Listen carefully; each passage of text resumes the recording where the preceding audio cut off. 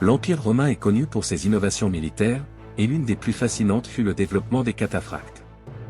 Ces cavaliers blindés sont devenus les chars de guerre de l'Antiquité, jouant un rôle crucial dans les batailles romaines, en particulier en Orient, où ils se sont affrontés à certaines des forces montées les plus puissantes du monde antique. Dans cette vidéo, nous allons découvrir l'histoire de ces guerriers blindés, comment ils sont apparus, comment ils ont changé le cours des batailles et quel héritage ils ont laissé dans l'histoire militaire. L'idée des cavaliers blindés ne naquit pas à Rome, mais elle trouve ses racines dans l'Orient antique, dans des civilisations telles que les Assyriens, les Perses et les Macédoniens. Dans leur premier temps, ces armées utilisaient la cavalerie légère pour assurer la mobilité et mener des attaques rapides. Cependant, au fil du temps, elles ont commencé à découvrir les avantages de la cavalerie lourde.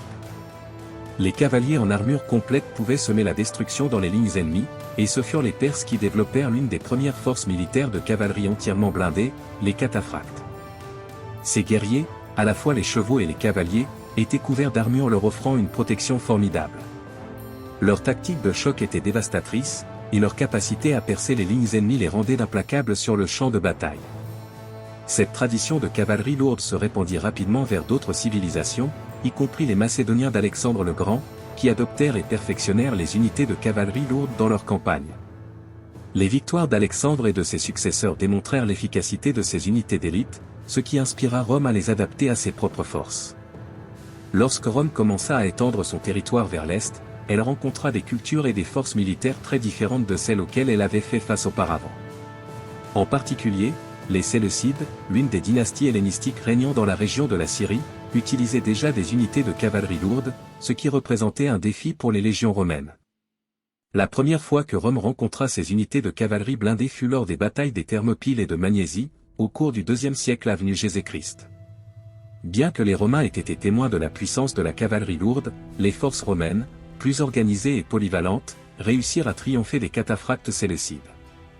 Cependant, les Romains se rendirent vite compte que, pour maintenir leur présence en Orient et faire face à des puissances aussi fortes, ils devaient améliorer leur propre force de cavalerie. Les tactiques de cavalerie lourde, avec leur capacité à infliger de lourds dégâts sur le champ de bataille, étaient désormais indispensables pour faire face aux ennemis orientaux. Le véritable défi pour Rome survint avec l'affrontement contre les Parthes, l'un des empires les plus puissants de l'Orient, qui utilisait la cavalerie lourde de manière encore plus efficace. Les Parthes, experts en tactique de choc, disposaient d'unités de cataphractes redoutées pour leur puissance et leur rapidité sur le champ de bataille. En 53 avant Jésus-Christ, Rome subit une défaite humiliante à la bataille de Car, où les légions romaines, habituées à mener des combats au sol, furent écrasées par la force des cataphractes parthes. En utilisant une combinaison de surprise, de mobilité et de l'appui de leurs cavaliers et archers montés, les Parthes encerclèrent et détruisirent les forces romaines. Cette défaite laissa une marque profonde à Rome, servant de rappel puissant qu'elle devait adapter ses tactiques orientales, en particulier en ce qui concerne la cavalerie lourde, pour poursuivre ses campagnes en Orient. Après la défaite de Car, l'Empire romain prit conscience de la nécessité d'adapter et d'améliorer ses forces montées pour faire face aux menaces orientales. Malgré l'efficacité des légions romaines sur le champ de bataille, l'absence de cavalerie lourde appropriée devint une faiblesse qu'il fallait corriger. Rome commença à chercher des alliés dans les régions orientales, comme les Sarmates, célèbres pour leurs compétences en combat monté. De plus, ils commencèrent à former et à équiper leurs propres troupes de cavalerie, en adaptant les tactiques et l'armement des cataphractes parthes et d'autres peuples orientaux. C'est ainsi qu'émergèrent les cataphractes romains, initialement moins blindés que leurs homologues orientaux, mais au fil du temps, ils commencèrent à intégrer des armures plus lourdes et spécialisées. Ces unités sont devenues une partie cruciale de l'armée romaine, jouant un rôle clé dans les batailles et l'expansion de l'Empire. Sous le règne de l'empereur Hadrien, l'Empire romain commença à renforcer encore plus sa cavalerie lourde pour faire face aux puissants empires orientaux, tels que les Parthes et les Sassanides. C'est durant ce règne que Rome franchit une étape importante en créant des unités régulières de cataphractaires, adaptées pour affronter les puissances de l'Est. Bien que ces premières unités de cataphractaires romains n'aient pas été aussi avancées que celles de leurs rivaux orientaux, elles représentèrent un changement significatif dans la façon dont Rome se préparait pour la guerre montée. Les Romains comprirent que, pour défendre leurs frontières orientales et maintenir leur domination dans la région, ils avaient besoin d'une cavalerie lourde capable d'égaler leurs ennemis.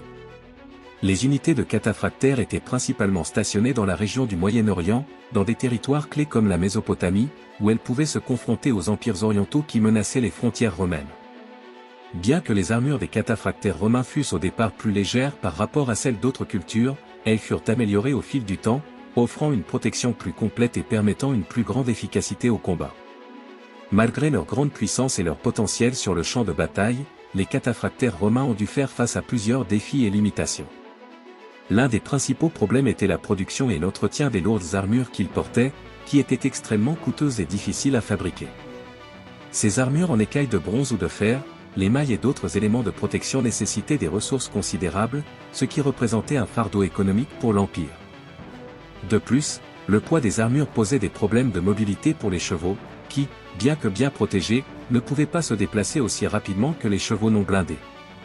Cela limitait la capacité des cataphractaires à effectuer des manœuvres rapides, ce qui était crucial dans certains types de combats. Un autre défi important pour les cataphractaires romains était le coût élevé de leur entretien. Non seulement les armures étaient chères, mais les chevaux blindés nécessitaient également des soins constants. En temps de guerre, la logistique pour entretenir et réparer ces unités était un défi important. Au fil du temps, les cataphractaires romains ont commencé à faire face à des défis supplémentaires qui ont conduit à leur déclin. Alors que l'Empire romain était sous pression constante, comme les invasions barbares et les conflits avec les empires orientaux, les unités de cataphractaires sont devenues moins efficaces sur le champ de bataille en constante évolution. Le coût élevé des armures et la nécessité de maintenir les chevaux blindés sont devenus un fardeau pour l'Empire, qui luttait déjà pour maintenir son vaste territoire. De plus, les nouvelles tactiques de guerre, qui favorisaient des unités plus rapides et plus légères, ont commencé à rendre la cavalerie lourde moins efficace dans certaines situations. Avec les nouvelles avancées dans les tactiques militaires et l'essor de la cavalerie plus légère, les cataphractaires romains ont commencé à être remplacés progressivement par des forces plus adaptables. Bien qu'ils aient encore été utilisés dans certaines batailles, notamment sur les frontières orientales, leur importance a diminué. Sous les règnes d'empereurs comme Dioclétien et Constantin, les unités de cataphractaires restaient utiles, mais leur rôle a diminué au fil du temps à mesure que les tactiques de guerre évoluaient. Finalement, elles furent remplacées par des unités plus rapides et plus flexibles, adaptées aux défis de l'époque. Bien que les cataphractaires romains aient été progressivement remplacés par des unités de cavalerie plus légères et plus rapides, leur héritage perdure. Ces guerriers blindés ont laissé une empreinte significative dans l'histoire militaire, non seulement en raison de leur puissance sur le champ de bataille, mais aussi de la manière dont ils ont influencé le développement des unités de cavalerie lourde dans les époques suivantes. Le concept de cavalerie blindée, adopté et perfectionné par Rome, a laissé une marque durable sur les civilisations médiévales. De nombreuses unités de cavalerie lourde qui ont émergé pendant le Moyen Âge, tels que les chevaliers médiévaux, se sont inspirés des cataphractaires romains et des tactiques développées par Rome pour faire face aux ennemis orientaux. L'entraînement rigoureux, l'importance de l'armure lourde et la tactique de choc qui caractérisaient les cataphractaires romains ont été des éléments clés qui ont jeté les bases pour les générations futures de soldats montés. Bien que leur époque soit passée, l'impact des cataphractaires sur la guerre montée est toujours rappelé dans l'histoire militaire. Si l'histoire des cataphractaires romains et de leur héritage dans la guerre vous a surpris, n'oubliez pas de liker cette vidéo, de vous abonner à la chaîne et de la partager. Que pensez-vous de l'évolution de la cavalerie romaine? Laissez-nous votre commentaire ci-dessous. À bientôt dans la prochaine vidéo.